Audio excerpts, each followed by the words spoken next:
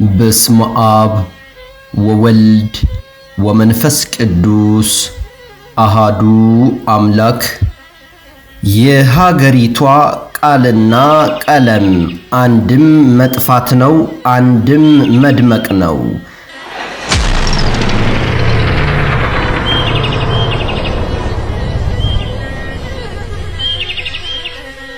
ሰብአ ሰገል የሚለው ቋንቋ ጠንቋይ ማለት ነው። አባቶች እውነት ታሪኩን የሚያውቁት እውነት እንደሆነ ያውቁታል ማለት የትም መሸሽ እንደማይቻል ማለት ነው። በኢትዮጵያ ኦርቶዶክስ ቴሌቪዥን ጣቢያ ላይ የተላለፈው 8 መርሃ ግብሮች መሰለኝ በተከታታይ የሐሰት ነገሮች ነበር ስለ ማህበሩም ስለኔም ሲነገር የነበረው እና እኛ እንቅረብ ብለን በደብዳቤ ለኦርቶዶክስ ቴሌቪዥን ጣቢያ ደብዳቤ አስገብተን ነበር። አባቶች ህዝቡን እያሳታችሁት ነው። ትክክለኛ የልደት በዓል ዛሬ ናት።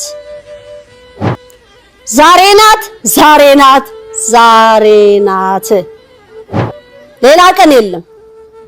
ሰላም ጤና ይስጥልን ክቡራትና ክቡራን፣ በዓለም ዙሪያ የምትኖሩ ውድ ኢትዮጵያውያን ሰላም እግዚአብሔር ከናንተ ጋር ይሁን እያልኩ ይህን ዘገባ ሁሉም ሰው ይሰማው ዘንድ እያሳሰብኩ ዛሬ ላይ በሀገሪቱና ኢትዮጵያ እየተፈጠረ ስላለው አሳሳቢ ነገር ቃልና ቀለም ስለሆነው እንዲሁም የዜና ሁሉ ዜና የሆነውን በሰማይና በምድር የተደረገ ሕይወት ያለው ቀርቶ ሕይወት የሌለው ነገር የሚመሰክረው አዲስ ነገር የዜና ሁሉ ዜናን በማስቀደም በሳምንታዊ ዘገባዬ ወደ እናንተ የማቀርበው አነ ገብረአብ ሳሙኤል ውእቱ።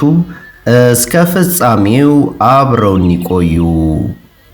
በምድርም በሰማይም ታሪክ የተጻፈበት ፍጥረት ሁሉ ሕይወት ያለውና ሕይወት የሌለው የሚመሰክረው እውነት፣ እንስሳቱ ሳይቀሩ የዘለሉበት፣ ሰውና መላእክት አብረው የዘመሩበት ታሪክ ተሰራ ተብሎ በሰማይ ጽላት የተጻፈበት ታላቁ ቀን ታላቁ በዓል የዓለም መድኃኒት መድኃኔ እግዚእ የተወለደበት ብርሃነ ልደቱ በወርሃ ታኅሳስ በዘመነ ሄኖክ በቀን 17 በዕለተ ሰሉስ ሲሆን ይህ ታላቅ በዓል በርትዕት ተዋሕዶ ሃይማኖት ምዕመናን በገዳመ ጽላተ ሙሴ ወመስቀለ መድኅን በዝማሬ በእልልታ በታላቅ ድምቀት ተከብረዋል። ያኔ በልደቱ አንቀላፍተው ነበር ሊቀ ካህናቱ። ተወልዶ በበረት ምስጢረ ሥጋዌ ሲገለጽ ለኖኖት ዳግም በዚህ ዘመን ምስጢር ተገልጦልን ተወለደ ብንል የዓለም ሁሉ መድህን ዳግም በልደቱ የሉም ካህናቱ አንቀላፍተው መሰል ልክ እንደ ኦሪቱ።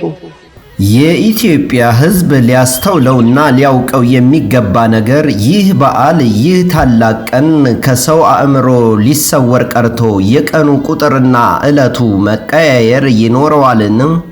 በሰማይ ጽላት የተጻፈው ተፍቆና ተረስቶ ይለዋወጣልን? ምንም እንኳን ሊቃውንትና መምህራን እያወቁ ዝም ቢሉ በሰማይ ያሉ ፍጥረታት ከዋክብት ሳይቀሩ እንዲሁም ተፈጥሮ መመስከር ያቅተዋልን? ቀኑም ሰዓቱም ዕለቱም ግልጽ ነው። ታኅሳስ 17 በዕለተ ሰሉስ የዓለም መድኃኒት ወልደ ድንግል ማርያም የመድኃኔ ዓለም ብርሃነ ልደቱ ነው። ይህን ታላቅ በዓልንም ሕይወት ያለው ቀርቶ ሕይወት የሌለው የሚመሰክረው እውነት የዜና ሁሉ ዜና ነው።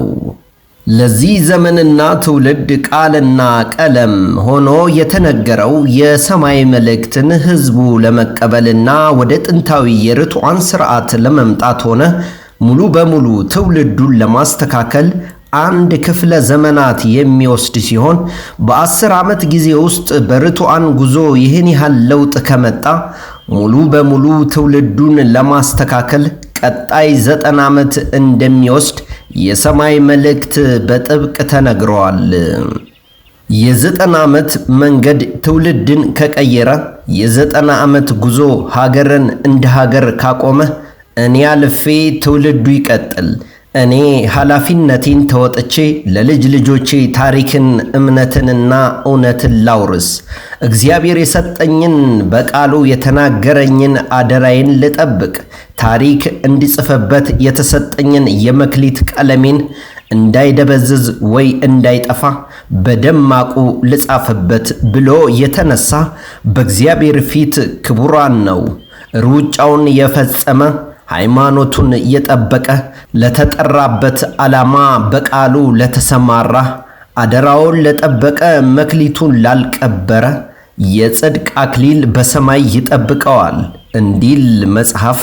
ለዛሬ ትውልድ ለዛሬ የሀገር ታሪክ መቆየት ከ100 ዓመት በፊት በንጉሥ ምኒልክ ዘመን ከጣሊያን ፋሽስት ትውልዱን ከባርነት ቀንበር ነፃ ለማውጣት አጥንታቸውን ከስክሰው በጋራ ሸንተረሩ ደማቸውን አፍስሰው ባቆዩልን ባስረከቡን ሀገር በትናንት ማንነት ባለፈው ክፍለ ዘመን ታሪክ ሰርተውልን ባለፉት አባቶቻችን ነው። የዚህ ዘመን ትውልድ ለቀጣዩ ትውልድ ምን ታሪክ ያስቀምጣል ቢባል ቃልና ቀለም በትውልድ ልብ ውስጥ ታትሞ የሚቀረጽ የታሪክ ማህደር ነው። ቃሉን ሰምቶ ለሚኖር ደማቅ ታሪክን የሚጽፍ፣ ለሚነቅፈው ደግሞ ቀለሙ የሚጠፋና የሚደበዝዝ የእሳትና ውሃ ምርጫ ለዚህ ዘመን ትውልድ የቀረበለት የአደራ ቃል ነው። ከበልሃው ትሞታለህ፣ ከጠበቅከው ታተርፍበታለህ እንዲል መጽሐፍ። ለኢትዮጵያ ሕዝብ ስለ ሃይማኖት፣ ስለ ታሪክ፣ ስለ ሕግና ስርዓት፣ ስለ ዘመን አቆጣጠር፣ ስለ እያንዳንዱ ነገር የሰማይ መልእክት በተደጋጋሚ ተነግሯል፣ ተላልፏል።